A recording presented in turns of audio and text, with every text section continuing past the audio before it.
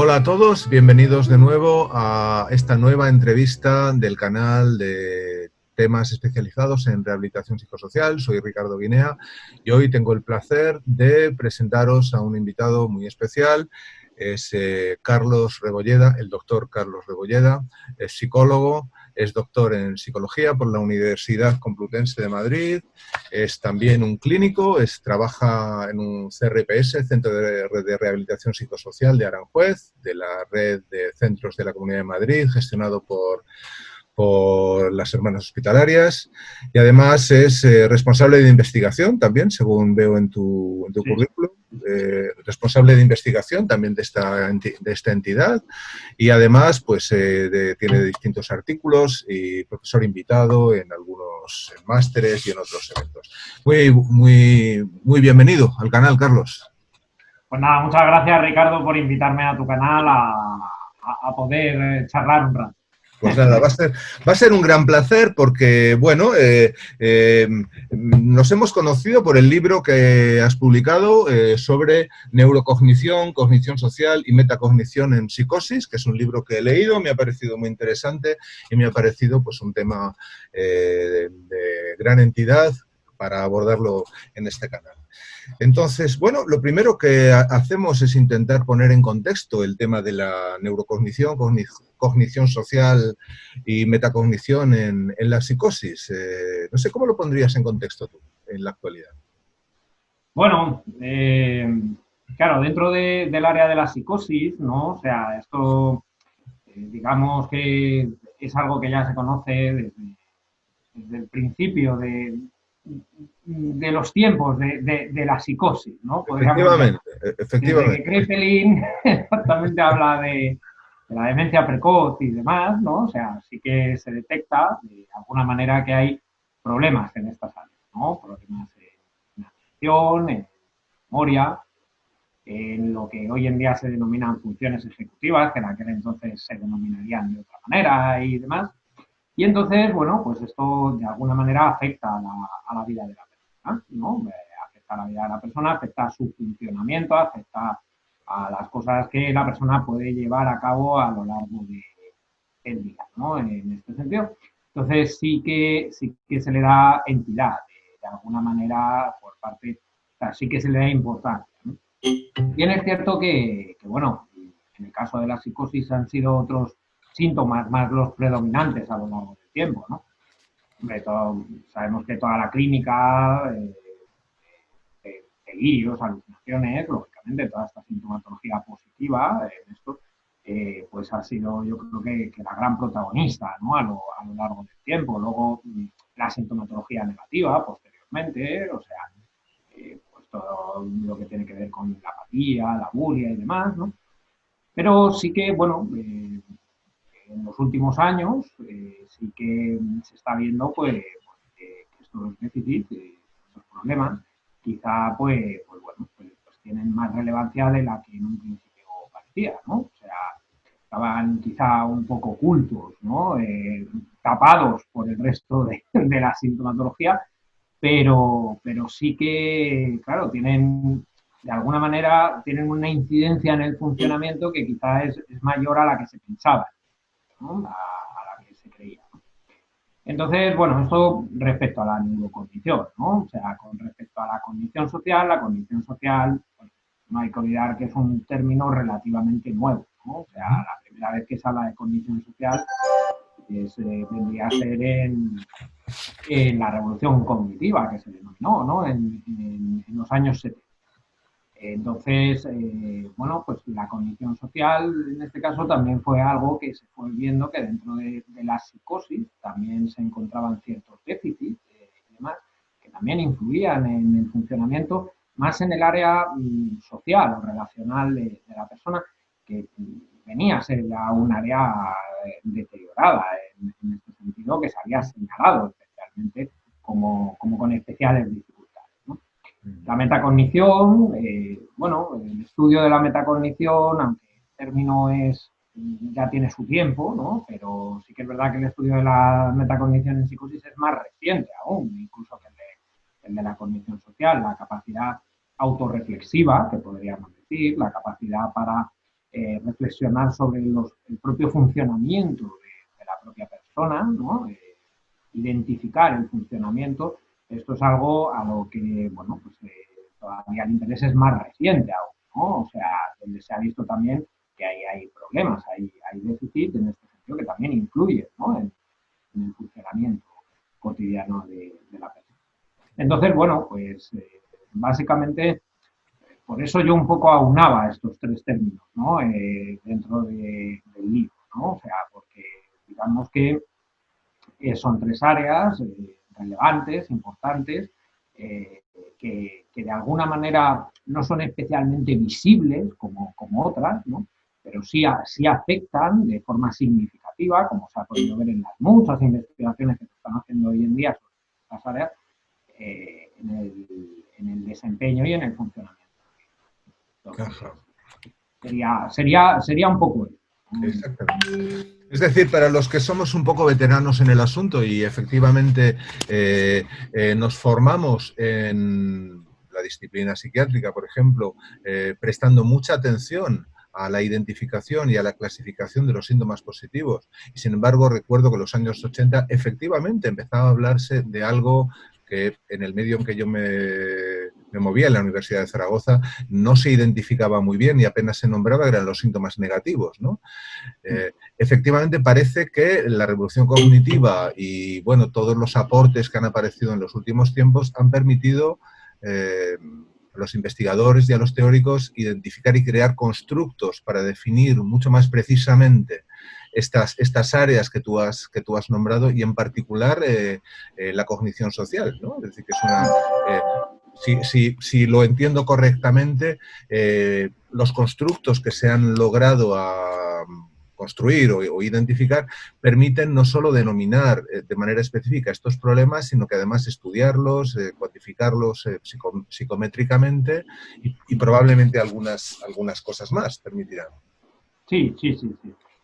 Sí, claro, en eso lo que pasa que, bueno, o sea, de donde vienen los términos hasta lo que luego se han quedado dentro de la psicosis han cambiado, ¿no? En este sentido. Porque digamos que la cognición social, eh, en la revolución cognitiva, cuando se acuña el término, ¿no? En esto, bueno, hace referencia no a la psicosis en sí, hace referencia a la población general, ¿no? O sea, entonces todo el tema de estereotipos, por ejemplo, ¿no?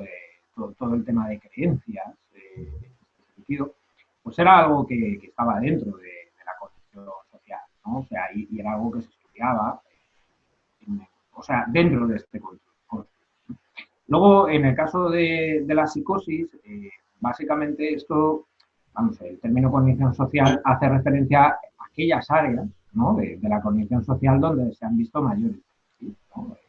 Igual que, por ejemplo, cuando se habla de neurocognición en psicosis, ¿no? O sea, las áreas neurocognitivas en este sentido son muchas, pero sí que es verdad que no en todas las personas con psicosis muestran problemas, ¿no? Entonces, también digamos que el estudio se ha centrado en una serie de áreas, ¿no? Sí que parece que la metacognición bueno, sí que se parece más a lo que habitualmente se entiende por neurocognición, tanto en psicosis como desde que se lleva desarrollando un poco el término, aunque luego el término sí que es cierto que ha ido teniendo una evolución a lo largo del tiempo. Ajá. Pero sí que es verdad que se ha hecho un esfuerzo por lo que comentas, intentar acuñar, ¿no? Pues estos constructos, ¿no? O sea, intentar darles nombre, apellido y de alguna manera pues poder medir también, ¿no? O sea, se ha hecho un esfuerzo también para poder medir, para poder luego, lógicamente, intervenir, ¿no? En estos problemas. Ok. Un detalle que me ha interesado, ¿no? En el título, por ejemplo, y pienso que alguien que se piensa las cosas con la minuciosidad que tú lo haces en el libro, no, ninguna cosa se deja al azar. Eliges el terreno psicosis más que esquizofrenia o cualquier otra, cualquier otro ámbito nosológico, ¿no? ¿Lo has hecho por alguna razón en particular? Sí, porque, claro, en realidad yo lo que pretendo hablar en el libro es de la psicosis, ¿no? No solamente de la esquizofrenia. La esquizofrenia sería un tipo de psicosis, ¿no?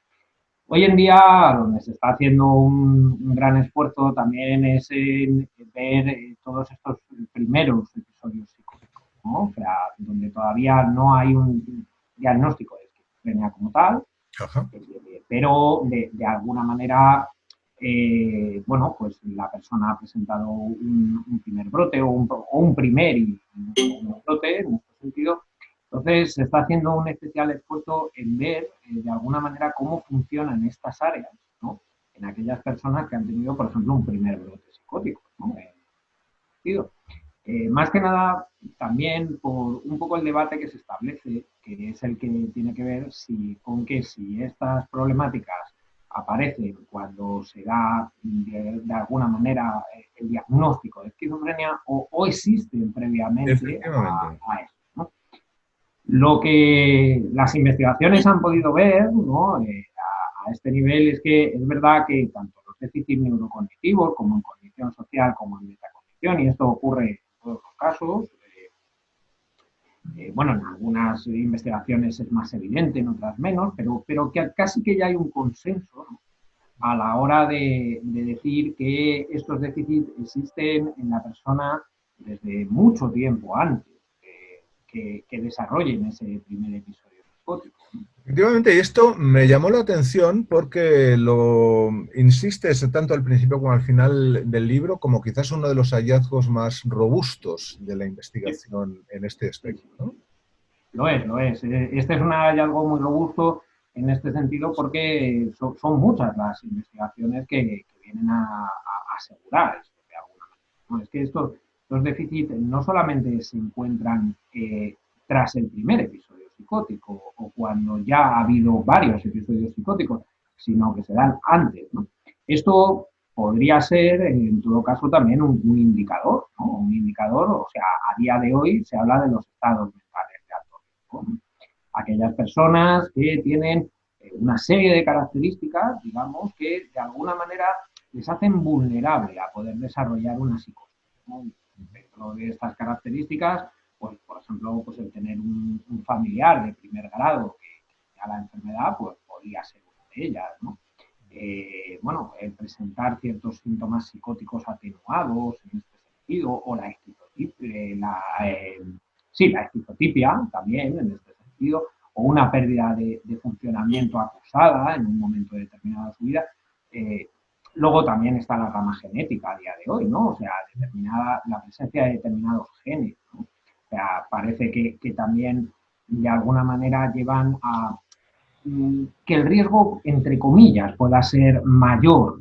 No, no significa que la persona lo vaya a presentar, pero que el Eso riesgo es es. mayor. Claro, digamos que la problemática a nivel neurocognitiva y en cognición social también a día de hoy empieza a marcarse ya, ¿no? Como uno de estos indicadores, como uno de estos indicadores que nos pueden decir, claro, si encontramos una persona que cumple con estas características y además presenta este tipo de déficits, en este sentido, pues esto hace que pueda haber riesgo, o sea, pueda ser una persona que pueda desarrollar una psicosis, ¿no? Entonces, claro, por eso la importancia del hallazgo, ¿no? Porque de alguna manera esto nos ayuda también a identificar, o sea, es un indicador más, de alguna manera, que nos ayuda a identificar personas que podían transitar a la psicosis. Efectivamente. No, yo creo que efectivamente esto es un dato de gran interés, pienso para todos los clínicos, especialmente para aquellos, como es mi caso, por ejemplo, que trabajo mucho en el ámbito de la adolescencia, ¿no? Donde efectivamente una de las cosas que encontramos desde quizás antes incluso de que empezaran a aparecer las publicaciones sobre intervención precoz, ¿no? Bueno, nosotros recuerdo una investigación que hicimos en el año 89 o 90, ¿no? Donde encontrábamos de que solo un tercio de los chicos que recibíamos en nuestro hospital de día tenían síntomas psicóticos definidos. Y sin embargo, todos ellos eran recibidos en el hospital de día porque tenían una gran discapacidad social que les impedía ir al colegio, tener amigos y hacer cosas tan importantes como esto, ¿no? Es decir, pienso que efectivamente es un hallazgo de gran importancia, ¿no?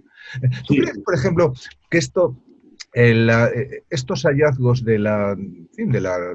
relacionados con neurociencias y neuroconexión están aportando información como para considerar aspectos como, por ejemplo, en qué exactamente consistiría la psicosis, por ejemplo, por ejemplo, o como para responder a la pregunta, ¿por qué algunas personas, ¿no? Resuelven mentalmente su relación con el mundo a través de la psicosis o no? ¿Crees que puede haber respuestas que vengan de este lado? Sí, sí, yo creo que, de hecho, a ver, a día de hoy, claro, o sea, no es lo mismo la nosología que uno se encuentra, por ejemplo, en sitios como el CIE o el DSM, ¿no? Donde, bueno, pues se ve que la psicosis, básicamente está dividida en esquizofrenia, bueno, no la psicosis, sino la esquizofrenia, por ejemplo, esquizofrenia paranoide, esquizofrénica, ¿no? En este sentido. Eso es algo que yo creo que ya con el tiempo nos vamos dando cuenta que se va quedando un poco obsoleto, ¿no? En este sentido.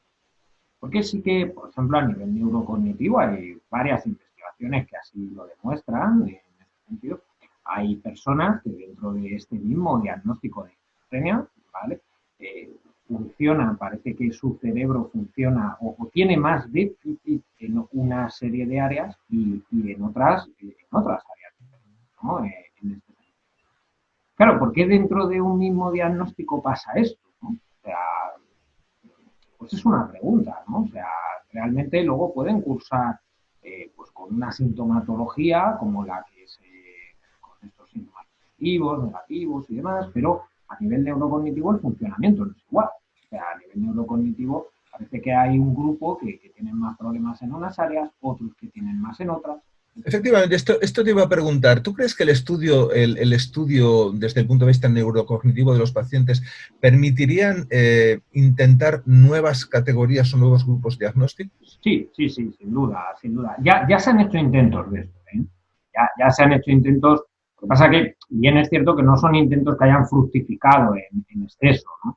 Pero yo recuerdo no hace mucho haber leído una tesis doctoral, no recuerdo ahora mismo el nombre, que intentaba hacer algo así. O sea, intentaba, además, por estudios de imagen, junto con estudios, o sea, con una parte que tenía que ver más pues, con el análisis más psicométrico en este sentido. Y sí, se veían clasificaciones en este sentido, se veían diferencias. O sea, todos los pacientes eran esquizofrenia paranoide, además era un estudio especialmente riguroso en este sentido, pero se veían diferencias a nivel del funcionamiento cerebral. O sea, el funcionamiento cerebral, en este sentido, los déficits, no eran iguales en unos casos y en otros, y se llegaba a hablar, yo recuerdo incluso de 5 o 6 tipologías en función de dónde estaban los déficits, en mayor o menor medida, ¿no? En esto.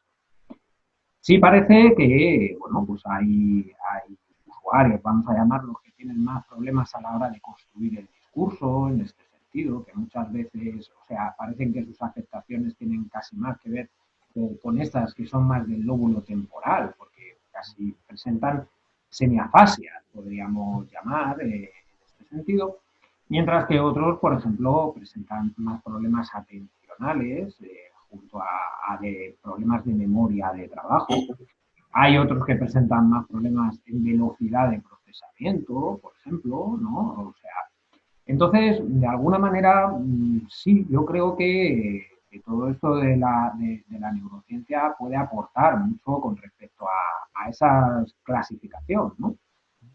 Pero sí que es verdad que se hacen intentos, pero estos intentos no llegan mucho más allá. Por lo menos esta es mi impresión, ¿no? Pero bueno, este es un área relativamente joven que habrá que seguir investigando al respecto, ¿no? En todo caso, probablemente estemos de acuerdo en que casi todo el mundo está descontento con las categorías diagnósticas actuales y que lo digo recordando a un amigo mío, un psiquiatra en Nueva York, que es allí una persona académica realmente respetada, y Sin embargo, todavía no hemos encontrado unas alternativas que resulten suficientemente funcionales a todos los niveles, porque claro, no tenemos que olvidar que los diagnósticos también necesitan ser empleados a la hora de valorar, por ejemplo, prestaciones sociales o acceso a tratamientos, prestaciones por discapacidad, etcétera, etcétera, ¿no? Todo considerado aún no se ha conseguido, incluyendo, pues, creo recordar por algún congreso, algún intento serio de establecer aproximaciones diagnósticas dimensionales, ¿no? Pero que todavía no han logrado encontrar la suficiente consistencia para ser utilizadas en la práctica, entiendo. Sí, sí, sí. Sí, eso, yo creo que ese tipo de clasificaciones van un poco así, ¿no? O sea, van un poco por ahí. Pero bueno, o sea, yo creo que sí que es verdad que todo lo que tiene que ver con lo neurocognitivo, la cognición social, digamos que en el área de la psicosis en concreto, es algo que a día de hoy digamos que va acumulando cada vez mayor nivel de investigación, ¿no? Ajá. Yo entiendo que a lo mejor en los años 80, vamos a ponernos, o en los 90, ¿no? Se ponía a buscar investigaciones que tratasen sobre esto. Las investigaciones en el campo de la esquizofrenia o de la psicosis no trataban sobre estos temas, ¿no? O no había muchas que trataran sobre estos temas. Digamos que a día de hoy pues, el bagaje, o sea, que se ha ido acumulando yo diría desde principios de los 2000 hasta el día de hoy, en estos últimos 20 años, especialmente en áreas como la condición social y tal, de alguna manera es mucha la investigación que hay a este respecto, ¿no? Mucha la que se hace en todos los países del mundo, por otro lado, ¿no? O sea, esto es un área que viene interesando prácticamente en todos los países. Hay estudios norteamericanos, hay estudios ingleses, hay estudios finlandeses también en esto, hay estudios australianos. Entonces uno se encuentra, pues eso, que es un área de interés a nivel mundial, ¿no? Y que de alguna manera, bueno, cuando se están haciendo estos esfuerzos e investigando tanto a este nivel, algo tiene que haber aquí en este sentido que sea relevante. No, absolutamente. Y sobre todo en un hueso tan duro de roer como parece ser el estudio de la mente, que viene dándonos guerra no solo primero a los filósofos y a los religiosos durante toda la historia, ¿no? Luego a los psicólogos más específicamente. Yo creo que a medida que se van delimitando más los campos, se obtienen, pienso, perspectivas más específicas de aproximación a estos fenómenos, pero perspectivas que vienen a resultar casi siempre parciales, ¿no? Porque entiendo, por ejemplo, que últimamente en mis lecturas encuentro gran interés, por ejemplo, entre la colaboración entre neurocientíficos y filósofos, por ejemplo. Sí. Por ejemplo, ¿no? Es decir, en el sentido de que parece que cómo interpretar correctamente desde el punto de vista filosófico, no olvidemos que la filosofía también es no sé, podríamos definir el intento de pensar de la manera más recta posible, ¿no? Cómo pensar rectamente los resultados de las investigaciones parecería que podría arrojar luz sobre fenómenos que todavía se vienen resistiendo a tener unas explicaciones completas, y estoy pensando en aspectos como la consciencia. Sí, algo bastante difícil. Sí, sí, tremendamente difícil. Tremendamente difícil, incluso en estos tiempos de inteligencia artificial. Aparentemente todavía no hemos conseguido tener máquinas autoconscientes, aunque sobre esto también los filósofos tienen sus propios debates, ¿no? También, sí. Efectivamente. Bueno, pero ¿qué te parece si vamos a aspectos más prácticos? ¿Podríamos comentar algunos ejemplos clínicos claros, abrumadores, por ejemplo, para explicar la importancia de los temas neurocognitivos en la vida de las personas? Sí. Bueno, pues, por ejemplo, yendo un poco, voy a empezar aquí por el tema de la cognición social, ¿no? En esto. La cognición social, bueno, para quien quizá no conozca el término, o sea, realmente como todo, no tiene una definición exacta, ¿no? O sea, hay cientos de definiciones, ¿no? O sea, pero bueno, después de haber leído muchas definiciones y muchos artículos que tienen que ver con este tema, yo al final me he quedado un poco con la mía, ¿no? O sea, con mi interpretación de qué es esto de la cognición, ¿no? Porque uno puede decir, pues sí, parece interesante esto de la cognición social, pero ¿qué es? ¿no? Bueno, la cognición social en el fondo vendría a ser como una brújula, ¿no? Una brújula que nos orienta en las situaciones sociales, ¿no? Claro, que en las situaciones sociales hablamos de situaciones realmente complejas, ¿no? En este sentido, donde hay muchas variables que valorar y a tener en cuenta, ¿no? Y que muchas veces esto tampoco lo hacemos de una forma tan consciente, vamos a decir. Esto muchas veces es como muy, ¿cómo decirlo? Como muy automático, ¿no? Pero claro, la condición social es lo que a nosotros nos permite cosas que, claro, nosotros a lo mejor hacemos de forma muy automática, pero en un momento determinado son tan importantes como reconocer cuál puede ser la emoción, ¿vale?, que está sintiendo la otra persona, quien tengo enfrente, ¿no? Si en ese momento está feliz, si en ese momento está enfadado, si en ese momento está triste, ¿no? Claro, luego también la condición social dentro del área del procesamiento emocional me permite reconocer incluso mis propias emociones. O sea, tener, o sea, una lectura acerca de cómo me estoy sintiendo yo a ese nivel ahora mismo. También me permite, dentro de la teoría de la mente, que es un término muy mencionado últimamente en este sentido, saber cuáles pueden ser las intenciones de quien tengo enfrente. O sea, poder hacerme una idea. O cuáles son las creencias con las que se maneja la persona que tengo enfrente. En la parte del estilo atribucional, quizá, me permite, ¿no? O sea, ante un evento positivo, negativo, que a mí me haya ocurrido, poder atribuir a qué se debe eso que ha pasado. Si esto es algo de lo que yo he sido culpable, o culpable ha sido el contexto, la situación, etcétera, etcétera, u otra persona en un momento determinado. Y luego también me permite, por un lado, conocer qué es lo habitual dentro de cada situación social, qué es lo correcto, podríamos decir, dentro de cada situación social, y poder valorar si esto que está ocurriendo en esta situación social, por ejemplo, es algo que suele ocurrir normalmente dentro de la misma o es algo que está ocurriendo en ese momento de forma puntual, pero generalmente no suele ocurrir así, ¿no? Entonces, este vendría a ser un poco el constructo de condición social que se trabaja dentro del clásico, ¿no? Claro, imaginémonos, por ejemplo, una persona que tiene problemas en todas estas áreas, ¿no? O sea, si nos ponemos en su piel, ¿no? Si nos ponemos en su lugar, claro, imaginémonos con dificultades para saber qué está sintiendo la persona que tengo enfrente, ¿no? O para suponerlo al menos, ¿no? O para O para, suponerlo. o para tener un cierto margen de acierto, porque de alguna manera también algunas personas, por ejemplo, las personas con problemas paranoicos hacen suposiciones, ¿no? Efectivamente, efectivamente, El pero problema es que esas suposiciones no funcionan en el vínculo social, ¿no? efectivamente, pero claro, ¿cuál es el buen momento, quiero decir, para darle tal noticia? ¿Cuál es el buen momento para iniciar con él tal tipo de conversación? Mm. Imaginémonos que también andamos perdidos pues un poco dentro de esto de la teoría de la mente, ¿no? O sea, de alguna manera, claro, la teoría de la mente pues tiene que ver también con todo el tema de creencias, ¿no? Con el tema de, por ejemplo, otra de las cosas que ocurre dentro de la teoría de la mente es el coger el sarcasmo, ¿no? La Ya. ironía, en este sentido. Sí. Claro, la ironía y el sarcasmo es algo que se utiliza habitualmente en las situaciones sociales. Si yo tengo problemas para poder leer esto, ¿no? De alguna manera esto me va a llevar a que yo me sienta que no encajo ahí, que no estoy ahí, o sea, que estoy realmente, pero no me entero de lo que Sí, está sí, sí. ocurriendo, ¿no?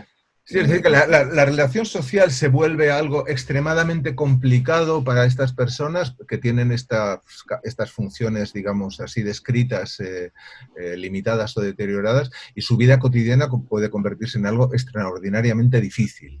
Claro, claro.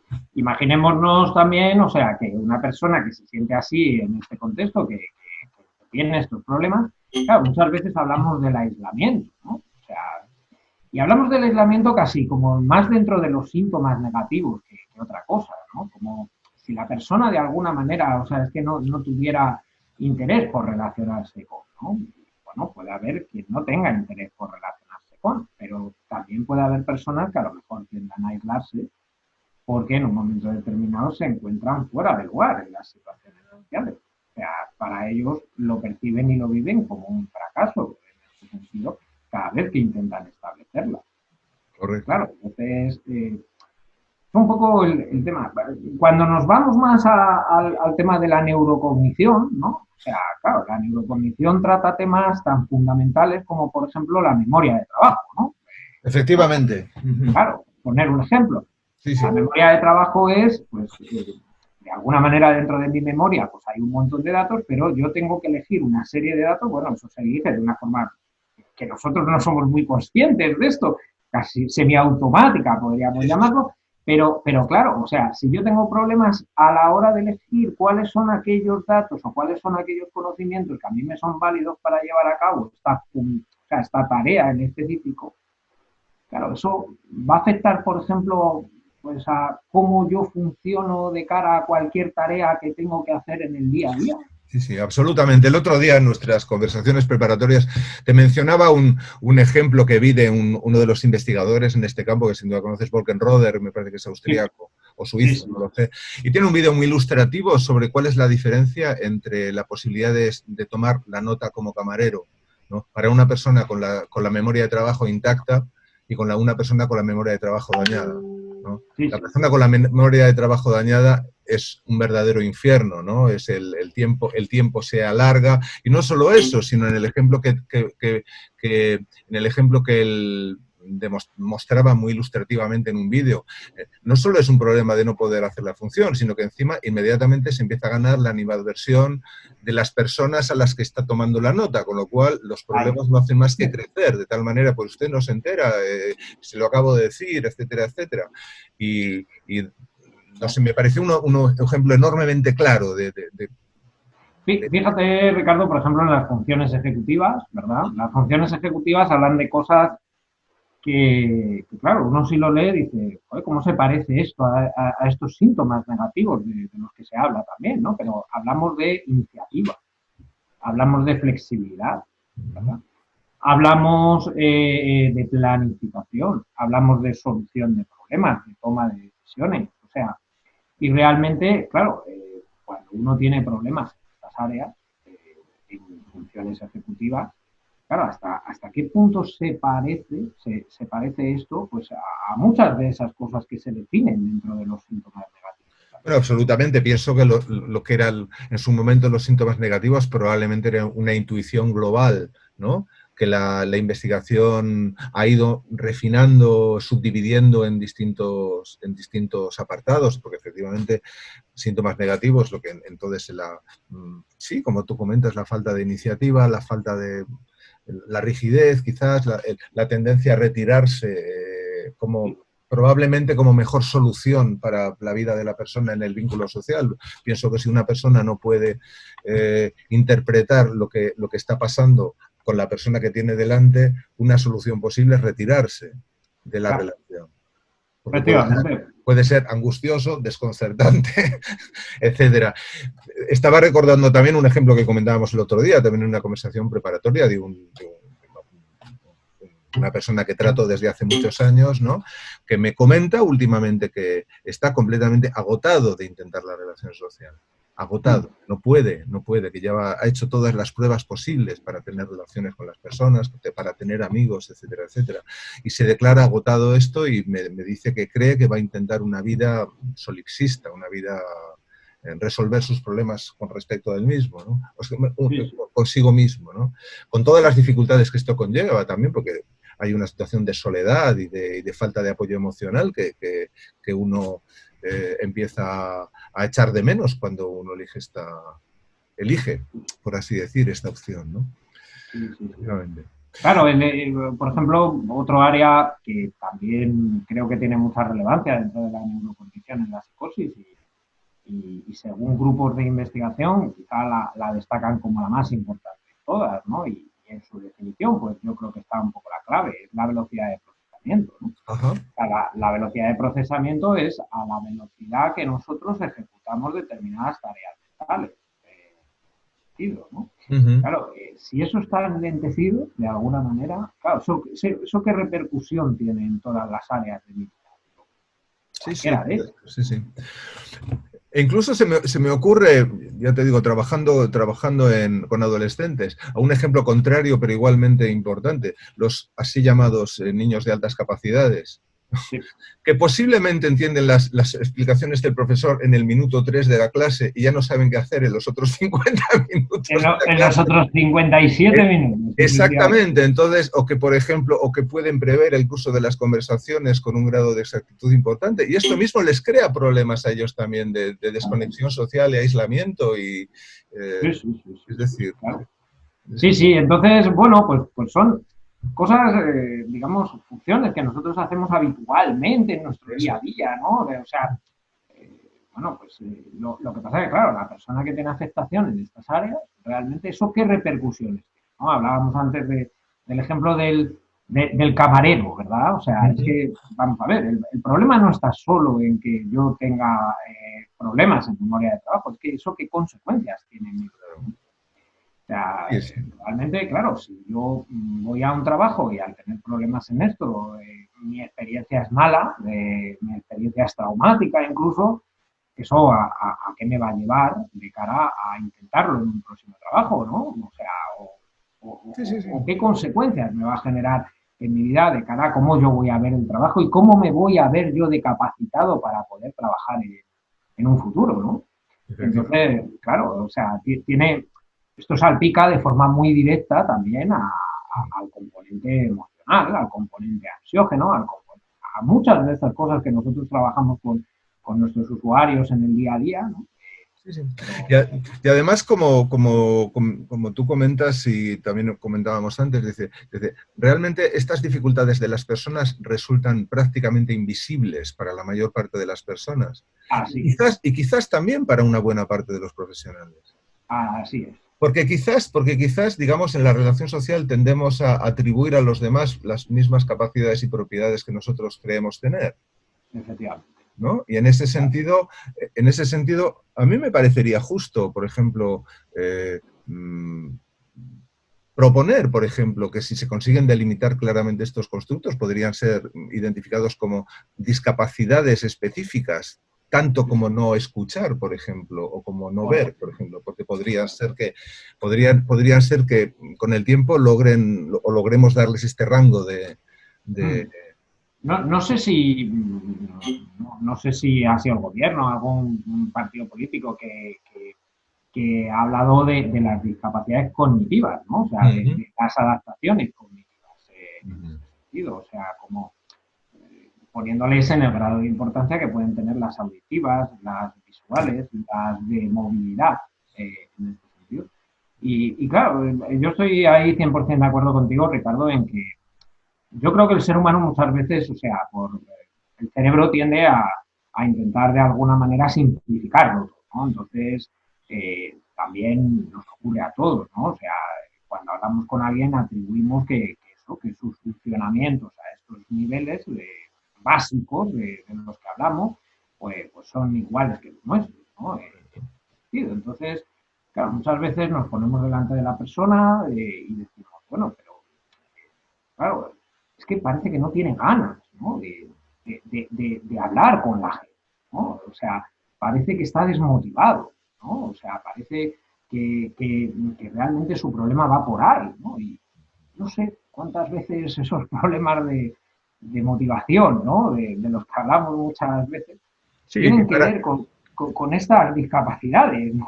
En este sentido, que a uno le hacen que, claro, no tenga ganas, lógicamente, de exponerse una y otra vez a esto, sí. ¿no? Y de alguna manera pienso que si estos problemas no son correctamente identificados, la persona que los padece tiende a ser castigado de alguna manera en el vínculo social, porque claro, siempre son atribuidas, no es lo mismo pensar que una persona está desganada en una conversación conmigo que pensar que es que sencillamente tiene un problema atencional o tiene un problema de memoria o tiene un problema en fin, relacionado con áreas específicas de la cognición social y sencillamente no puede o no puede seguir el ritmo de mi conversación, ¿no? Claro, Y claro. entonces esto puede crear toda clase de desastres en la vida cotidiana de las personas.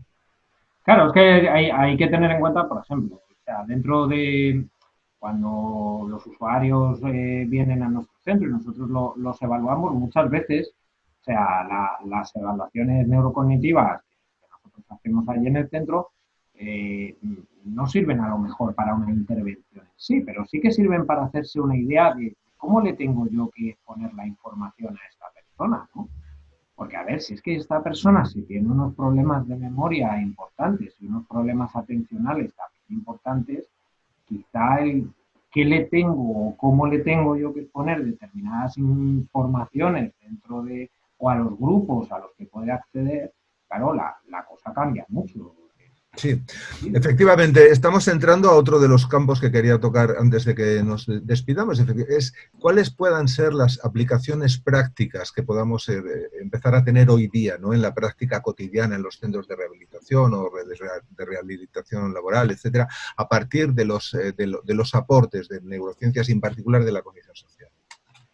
Pues fíjate, yo Ricardo, claro, en el fondo, el problema que tenemos muchas veces los psicólogos, que somos más de la parte de la clínica, pero no neuropsicólogos, ¿no?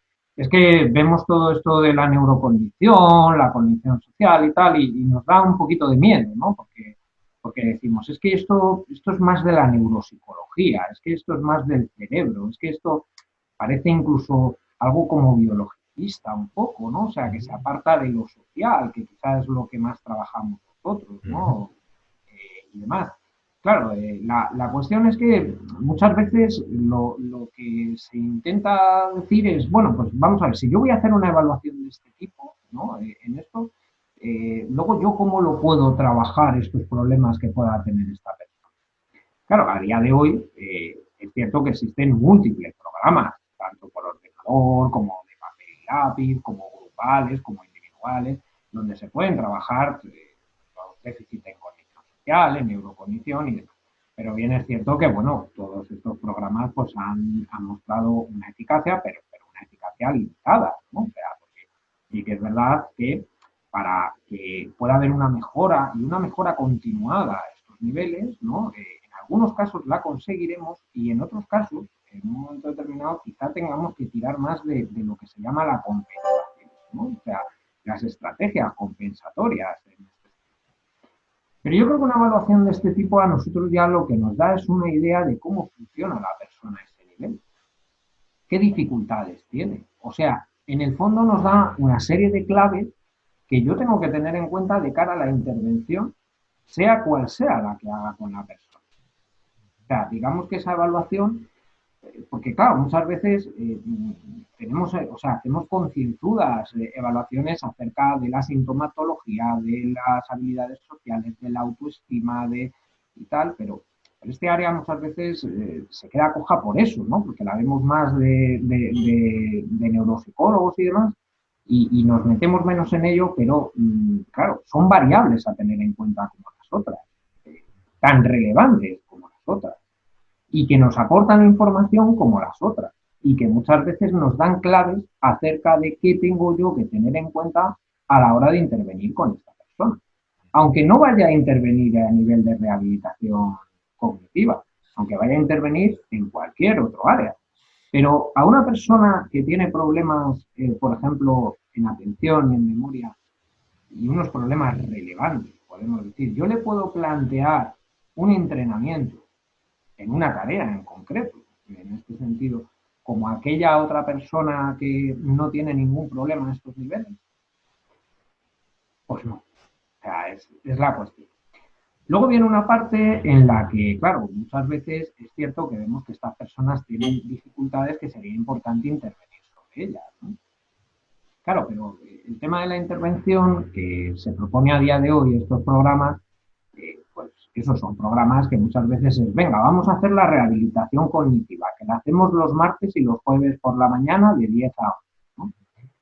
Claro, un programa de alguna manera que pretenda generar un cambio a ese nivel, si se hace de 10 a 11 de la mañana, no digo que pueda tener algún beneficio, pero es entendible que a lo mejor ese beneficio va a durar lo que va a durar si luego aquello se abandona.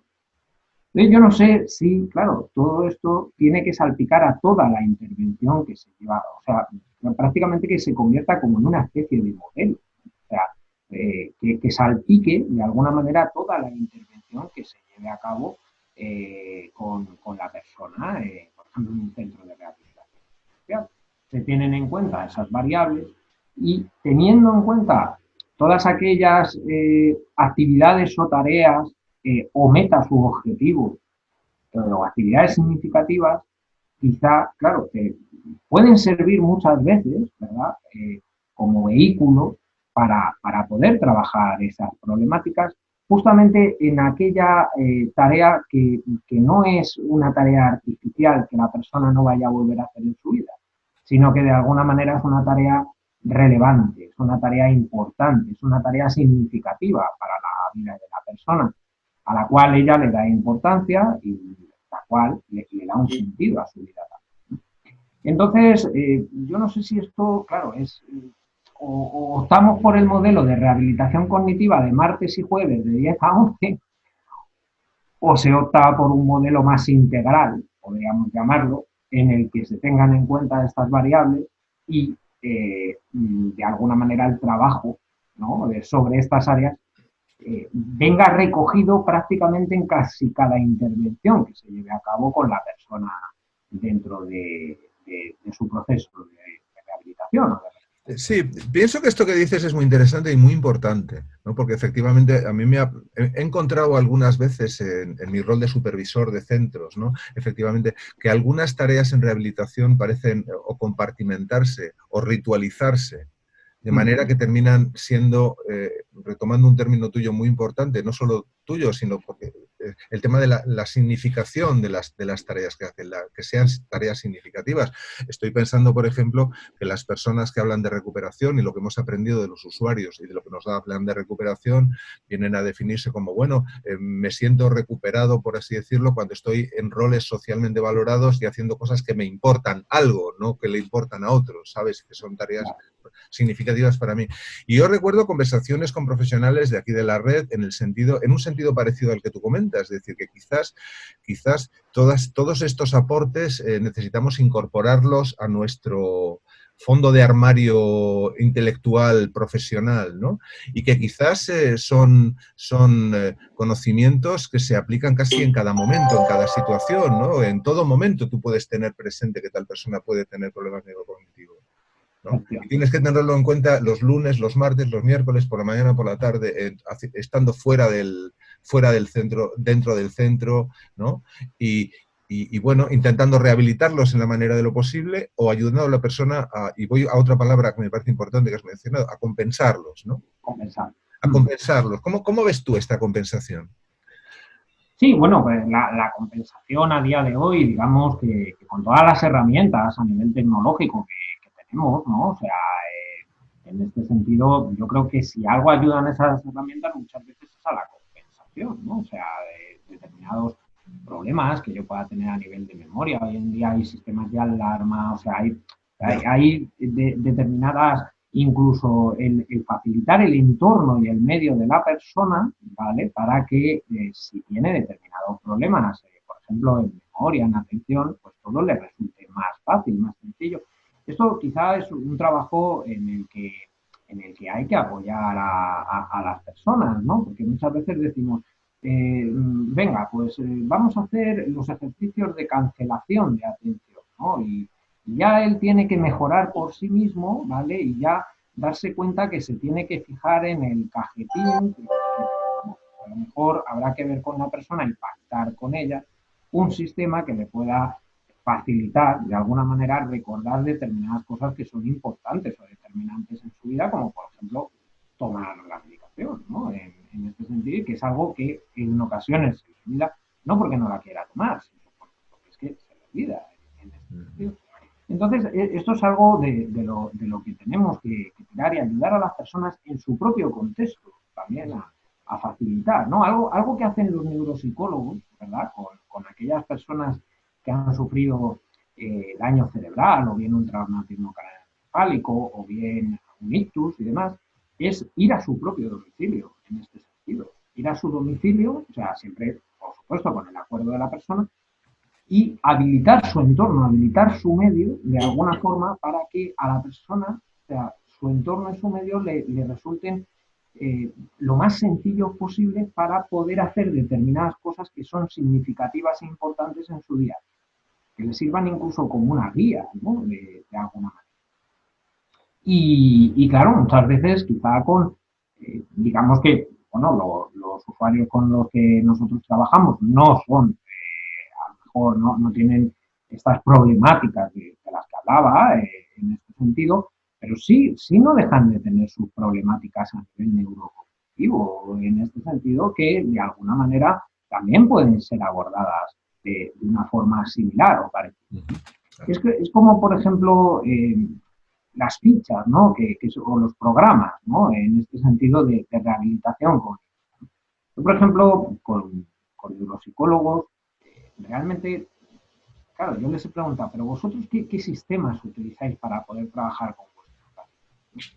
Y ellos realmente esto de los programas protocolizados y tal, o sea, lo utilizan como herramienta, o sea, pero simplemente como herramientas que esta ficha o este ejercicio me sirven para trabajar X cosas, porque, claro, lo primero que yo tengo en mente es, ¿qué quiero yo trabajar con esta persona? ¿No? O sea, no me dejo guiar quizá por un programa estructurado que me lo va dando, sino que yo veo dónde está la dificultad, cómo influye eso en el funcionamiento de la persona, hago como una especie de análisis funcional, podríamos llamarlo, y a partir de ahí intervengo en esto, en este sentido. Entonces, bueno, son ejemplos así de profesionales de los que yo creo que también los que trabajamos en clínica podemos aprender mucho, que es de los psicólogos también. Sí, yo creo que estamos aprendiendo todo el tiempo, ¿no? Sí, sí, Hasta el final de nuestra vida profesional probablemente. Una última cosa, sí. podríamos estar hablando de esto interminablemente, pero no quiero abusar de tu paciencia. ¿Cuáles podrían ser, en tu opinión, los mensajes para llevarse a casa más importantes de la consideración de que existen los problemas neurocognitivos en cognición social y en otras áreas de la neurocognición? Sí. ¿Cómo debemos los profesionales aprovechar esta inspiración, esta evidencia, ¿no?, que nos aporta el conocimiento actual?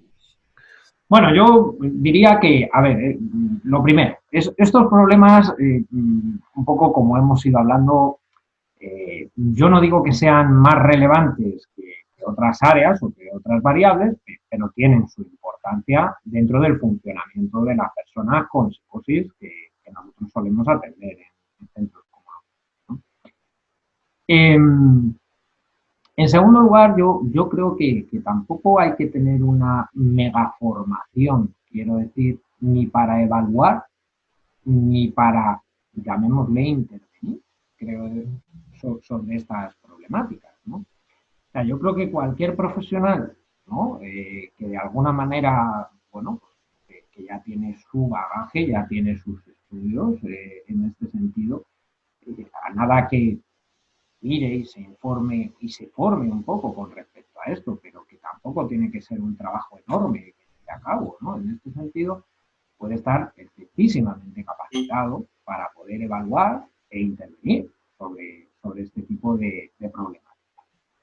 Y que de alguna manera yo creo que estos problemas, claro, quizás no los podemos reducir a la rehabilitación cognitiva de los martes y los jueves por la mañana, no, sino que quizá estas son variables a tener en cuenta que tienen que, yo creo, salpicar todo el proceso, ¿no? O sea, por lo menos tenidas en cuenta y de alguna manera a la hora de ser trabajadas, importante que sean trabajadas con aquellas actividades que puedan ser significativas, con aquellas para la persona, ¿no?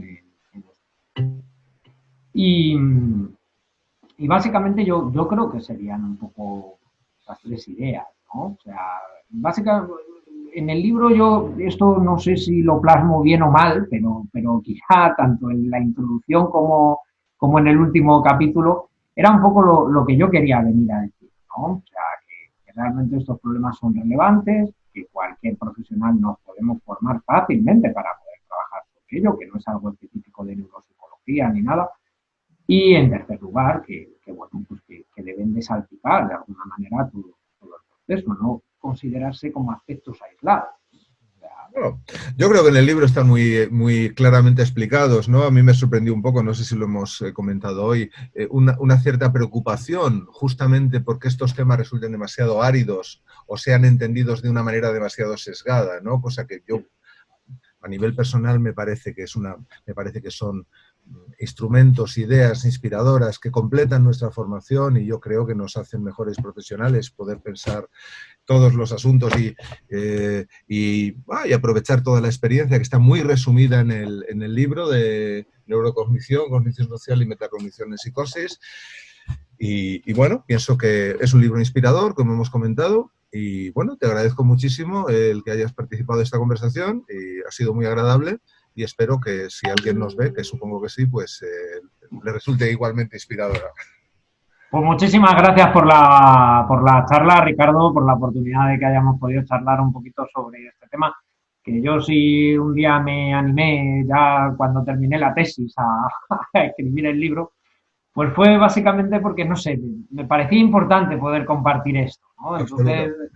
la verdad que poder tener una oportunidad de poder haber charlado contigo un rato de esto, a mí siempre me parece, me gusta, me gusta. Por eso yo lo hice. Ajá. Pues nada, para mí la oportunidad de charlar con colegas y compartir experiencias, compartir conocimientos en un campo tan enormemente vasto y tan enormemente importante, porque pienso que tenemos una profesión preciosa, la oportunidad de intervenir para ayudar a personas que atraviesan enormes dificultades en su vida y que a mí me gusta ver como héroes, me parece, lo digo de paso, ¿no? Muchas veces son contemplados de manera estigmatizada, pero cuando uno les conoce de cerca, son personas que, muchos de ellos, la mayoría, quisiera decir, que enfocan la vida con un coraje importante a través de enormes dificultades y muchas veces salen adelante con mucho estilo, digamos. Así que, Sí, bueno, sí. un gran placer y, bueno, hasta la próxima oportunidad. Pues muchas gracias, Ricardo, muchas gracias. Bueno, pues nada, adiós, amigos del canal, y hasta el próximo número.